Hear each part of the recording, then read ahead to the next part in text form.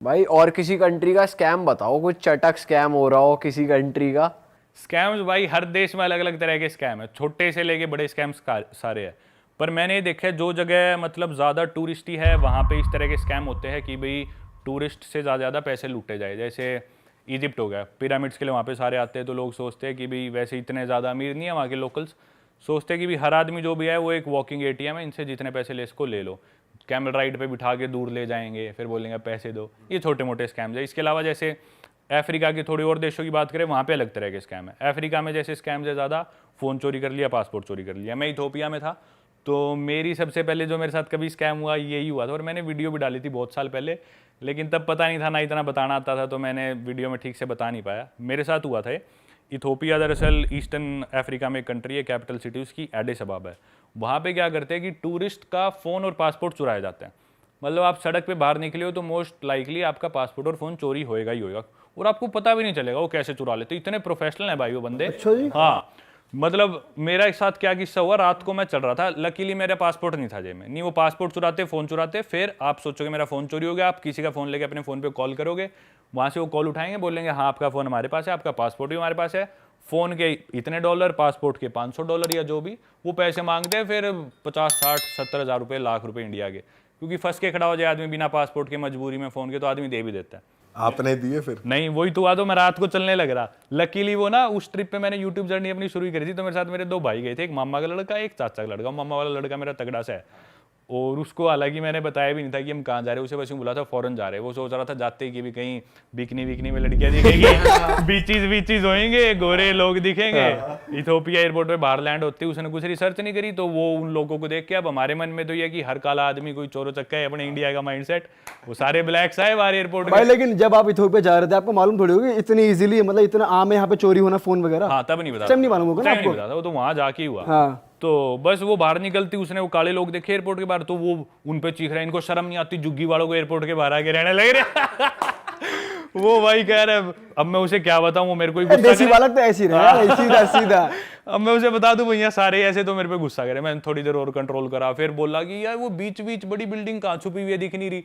फिर एंड में होटल में पहुंच गए, कुछ नहीं मिला उसे, फिर उसे सच्चाई पता चली, वो मेरे से बहुत नाराज भी हुआ।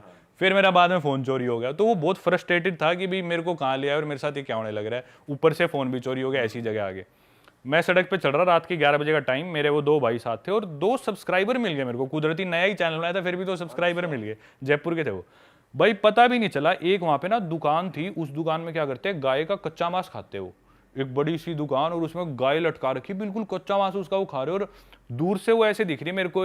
वो जो जयपुर वाला जो मेरा सब्सक्राइबर था, उसने बताया कि वहाँ पे ऐसे ऐसे होता है। तो मैंने अपना फ़ोन वोन जेब में डाल लिया, मैं खुद ही गिनाने लगी, और मैंने सोचा इसकी तो फोटो वीडियो कुछ नहीं बनाऊंगा मैं, भाई क्या चीज़ कर रहे हैं। तो मेरी नज़र ना थोड़ा उधर से थी, भाई क्या ये इन्होंने दुकान बना रखी है।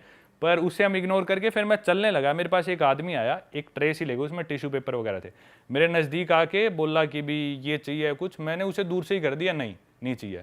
जहाँ तक मेरे को याद है वो मेरे से 2-3 फुट दूरी जो उसकी क्लोजेस्ट थी वो थी, और 2 सेकंड के लिए आया था। 10-15 सेकंड बाद मैंने जेब में फोन हाथ डाला तो फोन गायब, फोन ही नहीं। भाई इतना प्रोफेशनल बंदा यार, मेरे आज तक नहीं पता चला कि उसने निकाला कैसे। अकेला था वो क्या? दो अकेला बंदा था, और हम मेरे 2 भाई और 2 सब्सक्राइबर, हम 5 जने थे उस टाइम।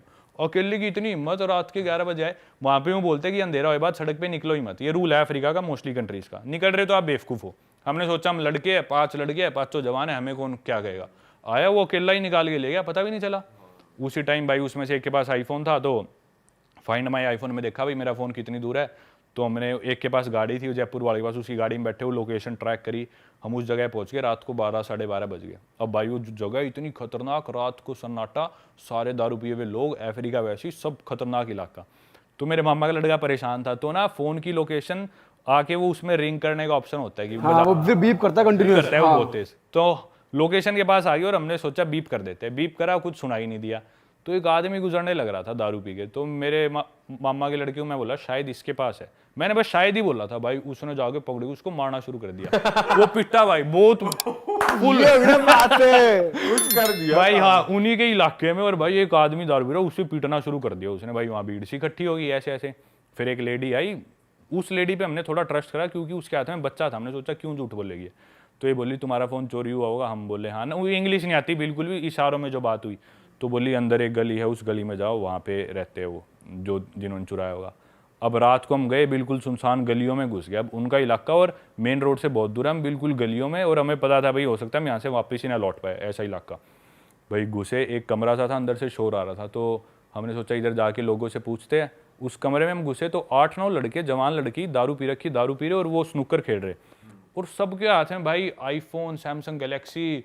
अफ्रीका में जहाँ लोगों के पास फ़ोन ही नहीं होते, उनके पास वो फ़ोन। हम समझ गए भाई इनमें से ही कोई चोर है। हम जाके बोले भाई ऐसी ऐसी बात है, तुम में से किसी ने फ़ोन चुराया, फ़ोन दे दो। वो बोले कौन हो तुम, इधर किस तरह आ गए, तुम्हारी हिम्मत कैसी हुई आने की है। वो हम बोले हम जाएंगे नहीं, फ़ोन लेके ही जाएंगे। तो हमारी कई देर बहसबाजी सी चली। ऐसे हमने सोचा कि भी बात ज़्यादा बिगड़े ना, क्योंकि इलाका उनका, लोग भी वो ज़्यादा थे।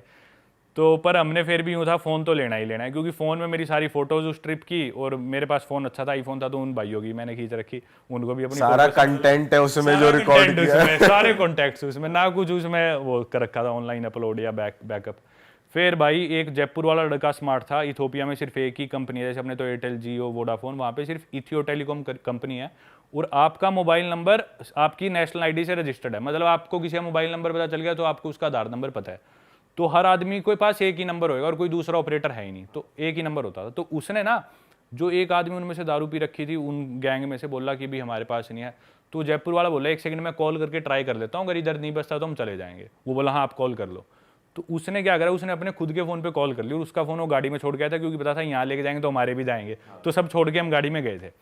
तो उसने अपने नंबर पे कॉल कर ली। वो समझ गया भाई ये नंबर इसने किसका मिला है, ना कुछ फ़ोन बजा। वो समझ गया ये गड़बड़ है, ये तेज़ बन गया हमारे साथ। अब वो हमारा कुछ करते भी है तो हमारे पास उस आदमी का नंबर है, मतलब उसकी आइडेंटिटी हमारे पास है। और वहाँ पे फ़ोन चुराने का क्राइम बहुत ज़्यादा है, लेकिन उतने ही स्ट्रिक्ट लॉज भी है। अगर आप फंस गए ना तो आपकी बेल नहीं होगी, आपको जेल हो जाएगी। लेकिन फंसते नहीं है वो, क्योंकि कौन हिम्मत करता है उनकी झुग्गियों में जाके उनसे पंगे लेने की, कोई नहीं फंसता। उन्होंने सोचा भाई अब हम फंस गए, तो तब हमारा पलड़ा थोड़ा भारी हुआ। उनसे मैंने बात करी, भाई फ़ोन दो, और ले दे के रात को उनसे फ़ोन वापस ले गए। तो ये किस्सा भाई आप हो थोड़े डेंजरस जगह पे ना, आप चले जाते हो, कुछ है सीन। क्या बात कर रहे हो कि कौन घुसता है उनकी झुग्गी में? भाई आप चले गए, परमवीर भाई घुसते हैं भाई अपने। एक आम आदमी पीट दिया आपने वहाँ, भाई ने हमारे। बिना ही बात पीट दिया। वो शरीफ आदमी था, बुरा भी लगता है वैसे पर भाई हम भी शरीफ थे, हमारा फ़ोन क्यों चुराया? सही बात है भाई, ये भी बात मुक्के सही मार दिए भाई ने। अरे उसने बहुत मारे यार। वो है भी ऐसा, वो देसी आड़ू जान नहीं होती, वो उस टाइप का है, बिल्कुल दूध दही खाना सिर्फ, और उसे लड़वा लो बस, ऐसा है वो। और वो तैयार बैठा था मुझे कोई चाहिए गुस्सा उतारने के लिए। वो उसने इतना पिटा यार, सड़क पे उनके लोकल भी इकट्ठे हो गए, छोड़ दो इसे मरेगा ये बहुत कैड़ा लगा होगा उस बंदे अरे को। भाई बहुत मारे उसके, उससे उठा ही नहीं जा रहा था आखिरी में, पता नहीं कैसे लेके भाई गए। ये खासियत है हम देसियों की, कहीं जाके लठ काट दें जा। और वो उसे हिंदी में लग रहा, वो हरियाणवी में। अब मैं, वो मेरा भाई इतना देसी, मैं बोलता भाई इधर इंग्लिश नहीं बोल, इंग्लिश ही समझ में आएगी, हिंदी कौन समझेगा? बोला ये सारी समझे, काट फोन काट और वो भाई उसकी गुद्दी पकड़ रखी है अफ्रीकन की, और सारी समझे, बैंड फोन काट दे, नहीं बताऊंगा। वाह भाई ये नहीं समझ रहा, इंग्लिश में बोलते समझ तो लेगा अगला। सारी समझे बैंड बेरे, हमने ही कहा शाना बनाए हो, गुना शाना बन रहे हो।